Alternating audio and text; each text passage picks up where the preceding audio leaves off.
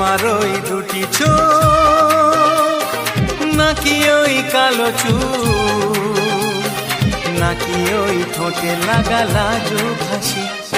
এ বলে আমায় দেখ ওরে, ও বলে আমায় দেখ, এ বলে আমায় দেখ, ও বলে আমায় দেখ।